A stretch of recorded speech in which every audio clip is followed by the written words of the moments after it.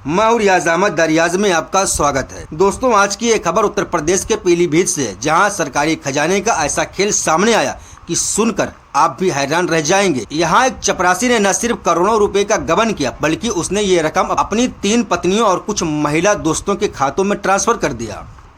Police ने अब तक इस मामले में 7 महिलाओं को गिरफ्तार किया और मुख्य आरोपी चपरासी के साथ साथ विभागीय अधिकारियों की भूमिका की भी जांच की जा रही है।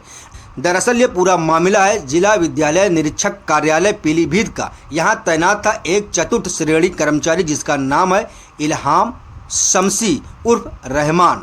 इस शख्स की 3 पत्नियां हैं और इसी शख्स ने अपने पद का इस्तेमाल करके ऐसा घोटाला किया जिसने पूरे विभाग को हिलाकर रख दिया। दोस्तों, आरोपी चपरासी इल्हाम शम्सी ने सरकारी खजाने से करीब 8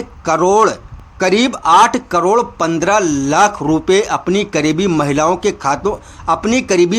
के बैंक खातों में डाल दिए। पुलिस के अनुसार इसमें से 5 करोड़ 50 लाख रुपए से अधिक की रकम को अब फ्रीज किया जा चुका है। यानी बाकी रकम कहां चली गई, ये भी एक बड़ा सवाल है। इल्हाम शम्सी करीब पिछले 7 साल से यानी 2018 से 2026 तक वो इसी कार्यालय में काम कर रहा था। उसने सिस्टम की कमियों का फायदा उठाया और फर्जी लाभार्थी आईडी बनाकर ट्रेजरी टोकन जनरेट करके शिक्षकों के वेतन से करोड़ों रुपए निकाल लिए। ये पैसे सीधे उसकी पत्नियों, 7 साली और उनकी महिला मित्रों के खातों में चले जाते थे। फिर इन महिलाओं को पैसा निकालकर उसने जमीन और दूसरी चीजों में निवेश किया। अब सवाल ये है कि इस खेल की भनक विभागीय अधिकारियों यानी डिपार्टमेंटल ऑफिसर और तत्कालीन DIOS को कैसे नहीं लगी, क्योंकि ये गबन सालों से चल रहा था और कोई हरकत में नहीं आया। दोस्तों, ये मामला 14 फरवरी 2026 को तब खुला जब DIOS राजीव कुमार ने पुलिस को तहरीर दी। उन्होंने कोतवाली में चतुर्थ श्रेणी कर्मचारी इल्हाम शम्सी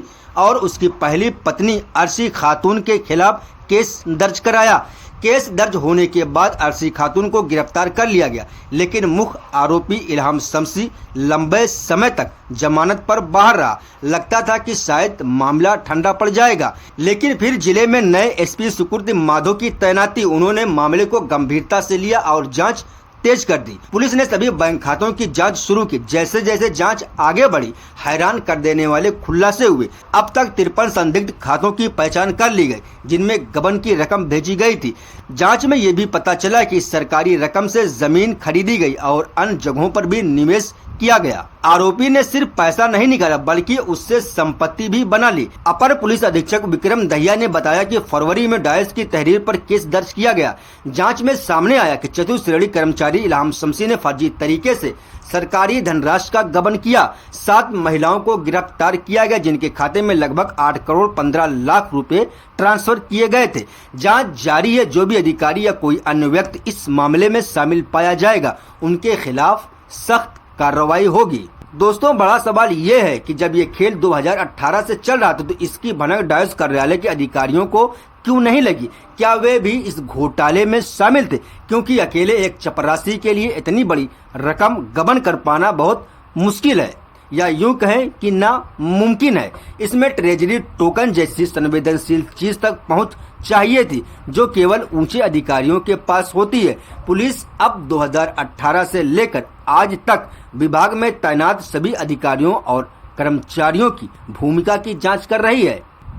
एक और दिलचस्प बात, इस पूरे मामले की शुरुआत तब हुई जब बैंक ऑफ बड़ौदा के मैनेजर वेतन खातों में गड़बड़ी की सूचना दी। उसके बाद जिलाधिकारी ने संज्ञान लिया और फिर DIOS ने पुलिस में शिकायत दर्ज कराई। दोस्तों, ये मामला सिर्फ एक चपरासी का नहीं है, ये पूरे सिस्टम की विफलता की कहानी है। एक चतुर्थ श्रेणी कर्मचारी 3 पत्नियों का खर्च उठा रहा था, करोड़ों की संपत्ति बना रहा था और किसी को कुछ पता नहीं चला। करीब 7 साल तक ये खेल चलता रहा, जो दर्शाता है कि या तो अधिकारी बेहद लापरवाह थे या फिर वे इस गबन में सक्रिय भागीदार थे। अब सबकी निगाहें इस बात पर हैं, क्या मुख्य आरोपी इल्हाम शम्सी उर्फ रहमान को भी जल्द गिरफ्तार किया जाता है और क्या जांच ऊपर तक जाएगी, DIOS और उच्च अधिकारियों तक पहुंचती है। फिलहाल पुलिस ने करीब 5 करोड़ 50 लाख रुपए तो फ्रीज करा लिए, लेकिन बाकी रकम कहां गई, इसकी भी जांच जारी है। बहुत बहुत शुक्रिया।